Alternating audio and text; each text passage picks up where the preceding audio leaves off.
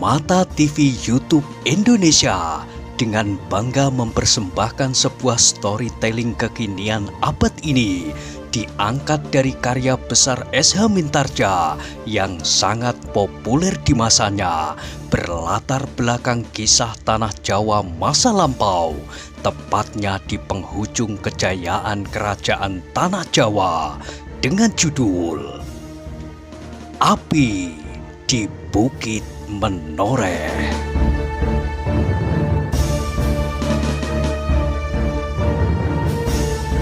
Pada kesempatan yang sangat baik ini, kita masuk pada episode yang ke-167.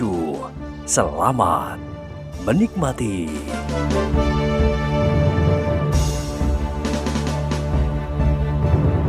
Pada episode sebelumnya telah diceritakan, Wuranto tidak menjawab. Mulutnya serasa membeku melihat semua yang terjadi di sekitarnya. Tetapi sekali lagi mereka terkejut. Mereka mendengar derit kecil di sudut rumah itu. Ketika mereka berpaling, mereka melihat sesosok tubuh meluncur masuk ke dalam lewat dinding yang terbuka di sudut. Hanya sekejap, dan yang sekejap kemudian itu mereka telah melihat tubuh itu tegak berdiri. Tampaklah oleh mereka sebuah wajah yang tersenyum sambil berkata, "Permainan di sini agaknya lebih menarik daripada di Banjar itu. Karena itu, aku memilih ikut bermain-main di sini saja." Setan alas! Ki Tambak Wedi berteriak dengan penuh kemarahan ketika ia menyadari siapakah yang berdiri di luar rumah itu. Di tangan orang itu tergenggam sebuah cambuk yang bertangkai pendek, tetapi berjuntai panjang. Juntainya masih tergulung dan berada di dalam genggaman tangan yang lain. "Selamat bertemu lagi, Kiai," berkata orang itu sambil membungkuk hormat. "Persetan akan kedatanganmu. Kau hanya akan menyaksikan orang-orang ini mati terbunuh. Aku tahu bahwa kau bersungguh-sungguh. Senjata di tanganmu yang bukan hanya sekedar gelang-gelang besi menyatakan bahwa kau tidak sedang bermain-main. Senjata itu biasanya berada di tangan muridmu setelah senjatanya tertinggal di sangkal putung. Tetapi kali ini, kini kau telah menggenggamnya, tidak sekedar tergantung di lambungmu, di dalam selongsongnya. Mungkin karena muridmu baru saja menyelesaikan perang tanding dan senjata itu tidak diperlukannya. Tetapi bahwa senjata itu berada di tanganmu adalah sangat membahayakan sekali. Karena itu, aku terpaksa membawa cambukku ini pula. Mudah-mudahan kita tidak akan terganggu lagi kali ini."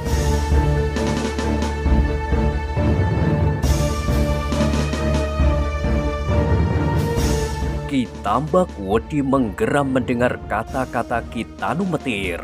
Kata-kata itu tegas dan langsung menyentuh dinding jantungnya. Tantangan Ki Tanu Metir agaknya juga tidak hanya sekedar bersenda gurau. Betapa kemarahan menyala di dada Ki Tambak Wedi. Kehadiran Ki Tanu Metir benar-benar telah mengganggunya. Tetapi kini ia telah berdiri berhadapan sehingga sulitlah untuk menghindari tantangannya itu. Sejenak Ki Tambak Wedi tidak menjawab. Dipandanginya wajah Ki Tanu Metir yang tenang tetapi dalam. Kemudian wajah Agung Sedayu yang bersungguh-sungguh dan Swandaru Geni yang gemuk. "Kau dapat membawa muridmu dan pamannya serta," berkata Ki Tanu Metir. "Tetapi apabila tidak kau kehendaki, maka biarlah mereka menjadi saksi. Kedua muridku pun tidak akan mengganggumu. Bagaimana?" Dada Ki Tambak Wedi serasa akan bengkah mendengarnya. Namun ia masih harus mempertimbangkan segala kemungkinan. Di dalam padepokan itu Untara dan pasukannya seakan-akan telah melanda seperti banjir bandang yang tidak akan dibendung lagi. Tetapi si Danti yang melihat kehadiran Kitanu Metir dan mendengar tantangannya di luar pintu berteriak, "Baiklah, kita terima tantangan itu, Guru. Aku memang ingin membelah dada Agung Sedayu dan Suwandaru. Biarlah Sekar Mirah menjadi saksi bahwa kedua laki-laki itu sama sekali tidak berarti, terutama Agung Sedayu itu."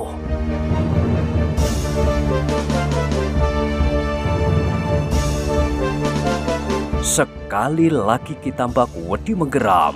Ia pun menyadari bahwa kini ia tidak mempunyai pilihan lain kecuali si Danti masih ada Argojoyo. Mungkin perbedaan keseimbangan yang kecil akan sangat berarti dalam keadaan serupa itu. Mungkin Argojoyo mempunyai sedikit kelebihan atas salah seorang kedua murid Kitanu Metir, atau mungkin si Danti sendiri. Karena itu, maka tidak ada kesempatan untuk berbuat lain daripada menjawab. "Baiklah Kiai Gringsing, tantanganmu aku terima. Tentang murid-muridmu dan muridku serta pamannya, biarlah mereka menentukan sikap mereka sendiri. Kalau mereka ingin bertempur, biarlah mereka mencoba diri. Apakah ilmu keturunan perguruan Tambak Wedi lebih baik dari perguruan Kiai Gringsing?" "Bagus, bagus," sahut Kiai Gringsing. "Marilah kita berbuat seperti orang-orang yang sudah pikun. Kita pilih tempat yang luas, tidak di dalam gubuk yang sempit ini, supaya kita masing-masing mendapat kesempatan leluasa untuk berbuat apa saja sesuai dengan kegemaran orang tua-tua."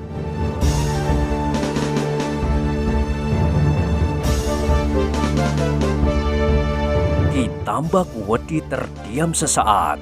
Ia menggenggam senjata yang pendek. Baginya tempat yang sempit mempunyai kemungkinan yang lebih baik daripada cambuk Kitanu Metir. Tetapi di dalam tempat yang sempit, apabila tiba-tiba pasukan Untara itu meluas sampai ke tempat ini, maka sangat sulitlah baginya untuk melepaskan diri. Ia juga tidak akan dapat mengawasi murid dan pamannya, serta memberinya isyarat apapun, karena mereka pasti akan berkelahi di luar. Dengan demikian maka Ki Tambak Wedi itu pun menjawab, "Baiklah Kiai, tantanganmu aku terima penuh. Aku bersedia berkelahi di luar, meskipun bagiku di dalam ruangan yang sempit telah menguntungkan. Bukankah kau tidak berani bertempur di dalam karena jenis senjata itu? Kau memerlukan tempat yang cukup luas supaya juntai cambukmu tidak tersangkut di dinding." Kitanu Metir tertawa mendengar jawaban Ki Tambak Wedi itu. Katanya, "Hahaha, jangan seperti kanak-kanak Kiai. Alasan semacam itu adalah alasan bagi anak-anak cengeng. Kalau seandainya kau merasa mendapat keuntungan berkelahi di dalam, marilah kita berkelahi di dalam ruangan ini. Aku sama sekali tidak berkeberatan. Cambukku pun tidak akan terganggu pula, sebab cambukku adalah senjata yang telah aku kenal sejak bertahun-tahun, sehingga sifat-sifatnya pun aku kenal dengan baik, seperti engkau mengenal jenis senjatamu yang mengerikan itu."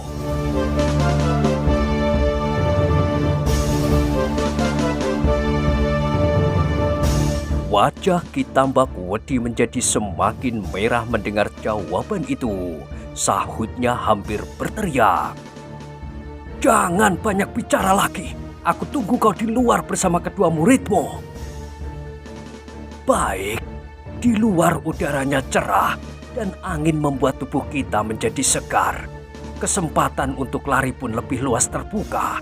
Seandainya salah satu pihak dari kita merasa tidak mampu lagi untuk melawan, maka kita akan dapat segera meloncat, meninggalkan gelanggang. Tetapi di dalam ruangan yang sempit ini, kesempatan itu hampir tidak ada. "Persetan, jangan mengikul lagi!" Kini Ki Tambak Wedi itu benar-benar berteriak. Ia tidak lagi menunggu jawaban Kiai Gringsing. Dengan tergesa-gesa ia melangkah keluar dan dengan garangnya berdiri bertolak pinggang di halaman. di samping muridnya. Namun ia sempat berbisik, "Kalau pasukan Untara datang kemari, kita harus meninggalkan tempat ini." "Bagaimana dengan Sekar Mirah?" bertanya si Danti perlahan. "Kita melihat perkembangan keadaan, tetapi setan itu benar-benar mengganggu."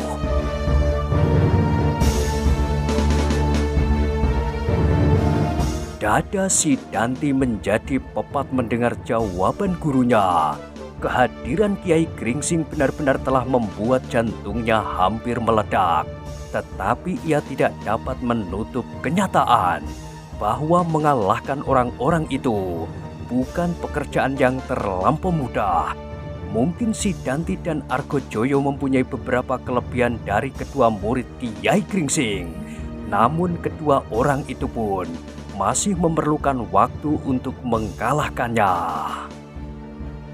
Kiai Gringsing pun segera melangkah menyusul Ki Tambakwedi keluar rumah. Tetapi langkahnya tertegun ketika ia melihat Wuranto. Orang tua itu melihat luka di dada anak muda itu, dan ia melihat darah masih saja menetes dari luka itu.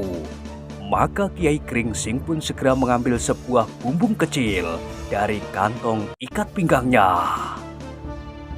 "Inilah, Ngger," berkata orang tua itu. "Di dalam bumbung ini ada bubuk yang dapat kau pakai untuk menahan darah itu. Taburkanlah bubuk itu sedikit saja pada lukamu. Mudah-mudahan luka itu tidak akan mengeluarkan darah lagi. Tetapi jangan terlampau banyak bergerak. Sisanya, tolong simpanlah dahulu."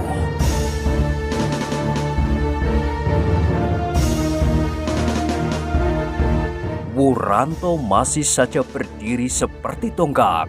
Ditatapnya saja Kiai Gringsing seperti baru dilihatnya kali itu.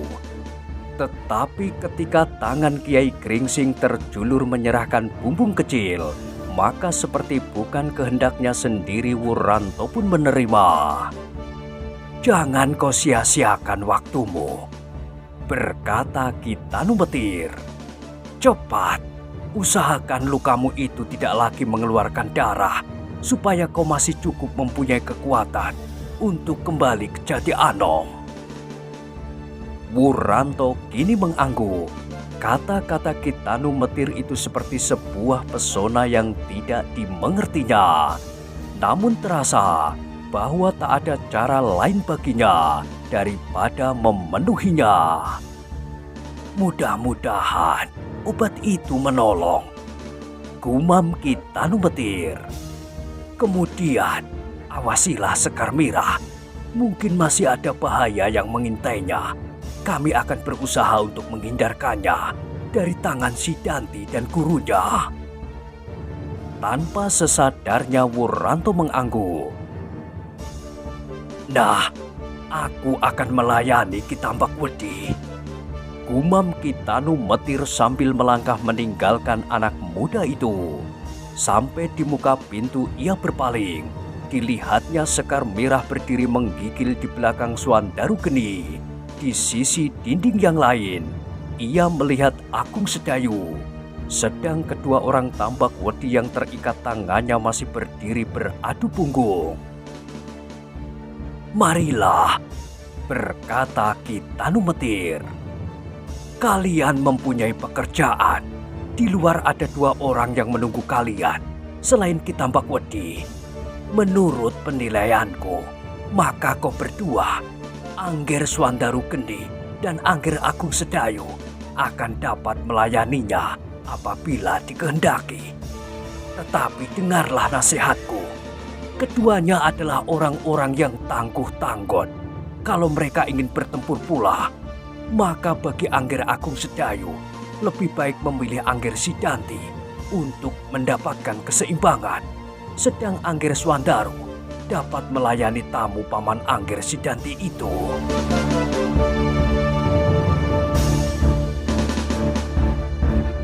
Kedua muridnya mengangguk-anggukkan kepalanya. Hampir bersamaan mereka menyahut.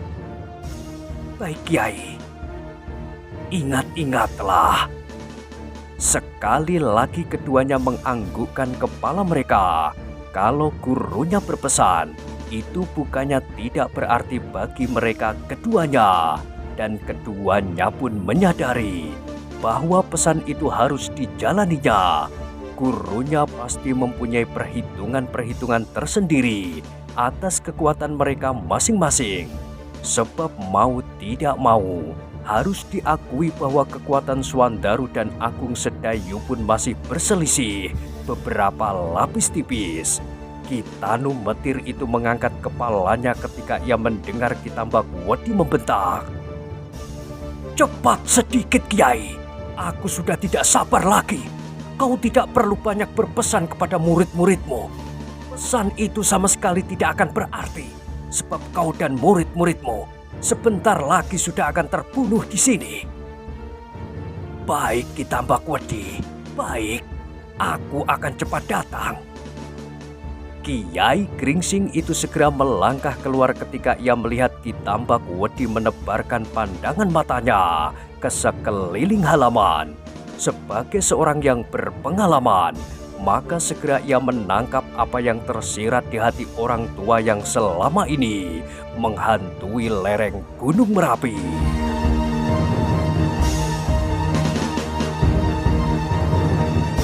"Apakah kau sedang mencari sesuatu, Kiai?" bertanya Kiai Gringsing. "Aku hanya tidak sabar lagi menunggumu. Apakah kau sedang mengulur waktu?" "Tidak, aku memang harus segera mulai. Bukankah kau sedang mencari jalan keluar? Seharusnya kau tidak perlu lagi mencari, Kiai. Bukankah daerah ini kau kenal dengan baik?" "Cukup," potong Kitambak Wedi lantang. "Ternyata memang kau ajari muridmu untuk membual. Ayo, bersiaplah, kita akan segera mulai." Kiai Gringsing menganggukkan kepalanya. Kini wajahnya yang biasanya selalu dihiasi dengan senyumnya yang jernih tampak menjadi bersungguh-sungguh. Orang tua itu melihat wajah Kitambak Wedi yang menyala. Menghadapinya kini sama sekali bukan permainan yang dapat dianggap ringan. Ia harus bersungguh-sungguh pula seperti Kitambak Wedi. Sementara itu, Agung Sedayu dan Swandaru telah keluar pula dari dalam rumah. Tak ada pesan yang mereka ucapkan kepada Wuranto. Tiba-tiba saja hubungan mereka menjadi sangat kaku. Mereka ingin berkata seperti apa yang dikatakan oleh Kitanu Metir, menitipkan sekar mirah kepadanya. Tetapi Wuranto sama sekali tidak memandang mereka ketika mereka melangkahi telundak pintu. Bahkan kemudian sekar mirah pun berdiri saja membeku. Sekali ia mencoba mencuri pandang ke arah wajah Wuranto yang pucat, tetapi Wuranto melemparkan pandangan matanya jauh menembus pintu keluar. Ia sama sekali tidak tertarik pada beberapa orang yang berdiri di luar pintu. Tetapi sorot matanya hingga pada hijaunya dedaunan di kejauhan. Ditatapnya sinar matahari yang seolah-olah menari-nari pada ujung pepohonan. Angin yang lembut berhembus membelai ranting-ranting yang bergerak-gerak di bawah bayangan yang seolah-olah berloncatan dari daun ke daun. Alangkah nikmatnya menghayati sinar matahari yang cemerlang, desisnya di dalam hati. Tiba-tiba Wuranto teringat kepada obat yang digenggamnya. Perlahan-lahan tangannya yang gemetar membuka sumbat bumbung kecil itu. Ditaburkannya beberapa berkas serbuk di tangannya yang merah karena darah. Kemudian diulaskannya taburan itu pada luka di dadanya. Terasa pada lukanya seolah-olah dijalari oleh perasaan yang dingin. Setelah bumbung itu disumbatnya kembali, maka tanpa disengaja matanya hingga pada wajah sekar mirah yang tunduk. Terasa dadanya bergetar. Gadis itu masih saja berdiri kaku di tempatnya, seperti dirinya sendiri yang sama sekali belum beranjak selangkah pun. Sedang di luar beberapa orang laki-laki telah bersiap untuk bertempur. Wuranto terkejut ketika ia mendengar gemeletarnya suara cambuk. Terasa dadanya berdesir. Suara cambuk itu telah membuat tulang-tulang iganya seolah-olah akan rontok. Apalagi ketika suara itu disusul oleh beki kecil Sekar Merah yang ketakutan. Sejenak Wuranto menjadi bingung. Hampir-hampir ia meloncat mendekati Sekar Merah dan menenteramkan hati gadis itu supaya ia tidak menjadi terlampau takut. Tetapi niat itu tidak pernah dilakukannya. Bukan karena lukanya yang membahayakan jiwanya, sebab luka itu dalam keadaan yang demikian seakan-akan tidak lagi terasa begitu pedih. Namun ada perasaan yang lain yang mencegahnya untuk mendekati Sekar Merah, dan perasaan itulah yang kini terasa sakit.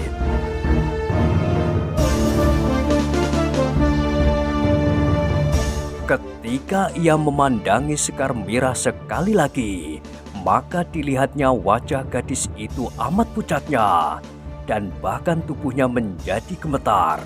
Lewat lubang pintu yang miring, gadis itu melihat bayangan Ki Tambak Wedi dan Ki Tanu Metir sambar menyambar. Bahkan kemudian suara cambuk Kiai Gringsing itu ternyata tidak hanya menggeletar satu kali, tetapi 2 kali, 3 kali, dan berulang kali.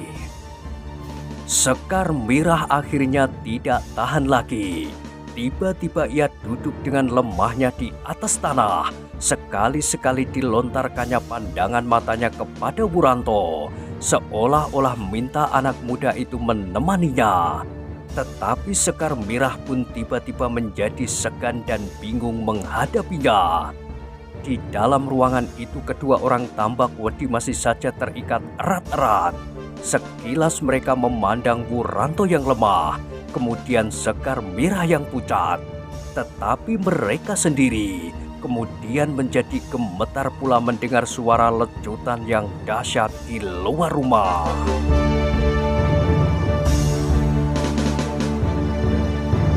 Ternyata Ki Tanu Metir dan Ki Tambak Wedi sudah terlibat dalam perkelahian yang sangat sengit. Perkelahian antara 2 orang yang jarang-jarang dicari tandingannya. Sementara itu si Danti dan Argojoyo pun telah bersiap pula menghadapi kedua murid Kiai Gringsing. Tetapi sejenak mereka terpesona melihat pertempuran yang dahsyat itu. Mereka melihat senjata ciri kebesaran perguruan Tambak Wedi menyambar-nyambar seperti 1000 tatit yang melonjak-lonjak di udara, menyerang Kiai Gringsing dari segala arah. Tetapi kemudian mereka melihat Kiai Gringsing mengambil jarak beberapa langkah, dan bergetarlah udara di atas padepokan Tambak Wedi karena ledakan cambuk Kiai Gringsing.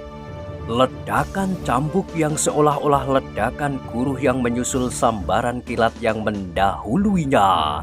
Dan cambuk itu pun kemudian berputar melampaui kecepatan baling-baling yang ditiup angin prahara, bergulung-gulung melanda hantu yang selama ini merajai lereng Merapi. Tetapi Nenggala Ki Tambak Wedi pun seolah-olah memiliki mata 7 kali lipat tajam mata manusia. Betapa rapatnya putaran cambuk Kiai Gringsing. Namun senjata yang runcing di kedua ujungnya itu mampu menyusup untuk mematuk tubuh Ki Tanu Metir.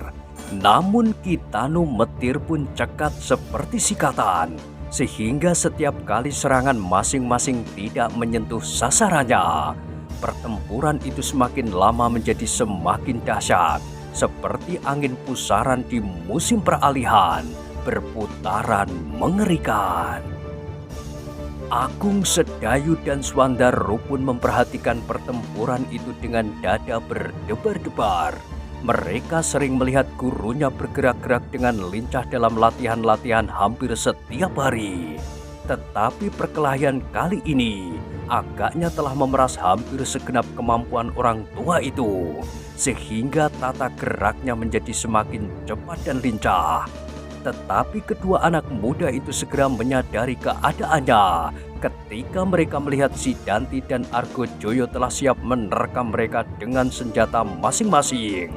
Kali ini, Argojoyo telah bersiap dengan tombak pendeknya, sedang Sidanti menggenggam pedang. "Kau tidak akan dapat lari lagi," desis Sidanti. Agung Sedayu tidak menjawab, tetapi mengingat pesan gurunya segera ia menempatkan diri untuk melawan murid Kitambak Wedi itu. Sedang Swandaru Geni telah bersedia pula melawan Argojoyo. Seleret Kitanu Metir memandang mereka. Hatinya menjadi tentram ketika murid-muridnya menuruti nasihatnya. Ia tahu benar perbandingan kekuatan kedua muridnya dan kedua lawannya. Kiai Gringsing pernah melihat Sidanti berkelahi dan pernah melihat Argojoyo bertempur. Ia melihat pula kedua-duanya ketika mereka melawan para prajurit Pajang yang datang bersama Untara. Ketika itu maka ia dengan sungguh-sungguh berpesan kepada kedua muridnya untuk menempatkan dirinya sesuai dengan keseimbangannya.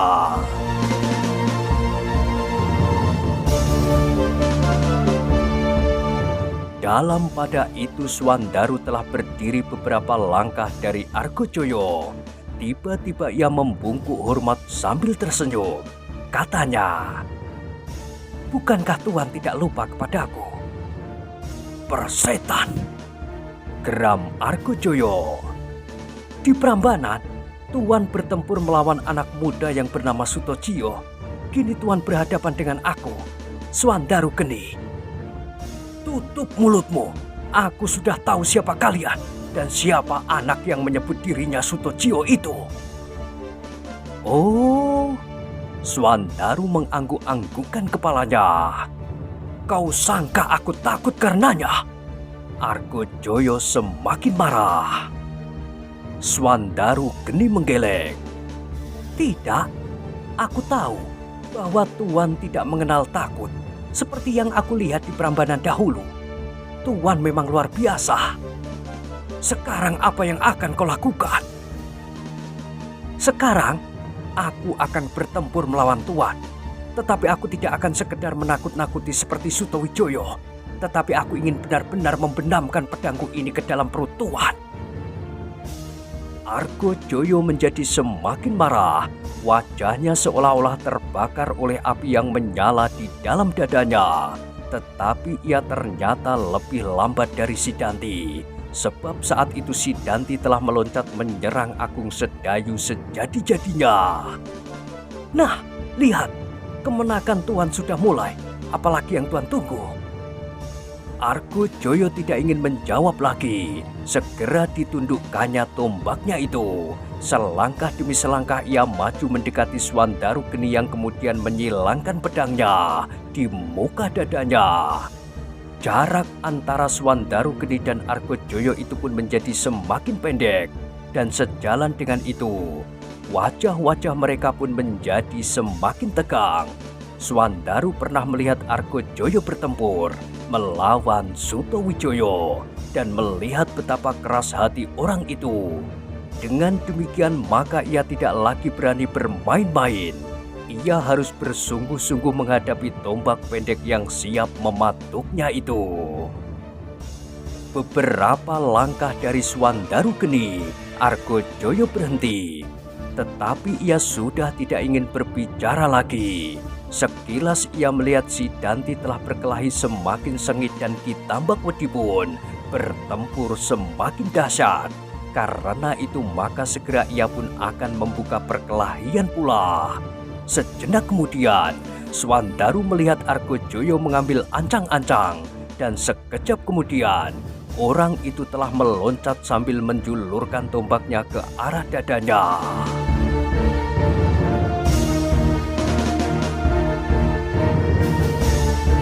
Swandaru Geni dapat menduga kekuatan yang tersalur lewat tombak itu. Dengan demikian, maka ia harus sangat berhati-hati. Tetapi Swandaru pun memiliki kekuatan dasar yang sangat cukup. Apalagi setelah mendapat petunjuk dari Kiai Gringsing bagaimana ia harus menyalurkannya. Karena itu, Maka Swandaru pun mempunyai kebanggaan pula atas tenaganya. Kali ini pun Swandaru geni akan menjajaki kekuatan tenaga lawannya. Selagi Argojoyo agaknya belum menumpukan segenap kekuatannya. Karena itu maka Swandaru sama sekali tidak menghindar. Dibiarkannya tombak itu semakin lama menjadi semakin dekat ke dadanya. Namun ia telah mempersiapkan pedangnya untuk menangkisnya.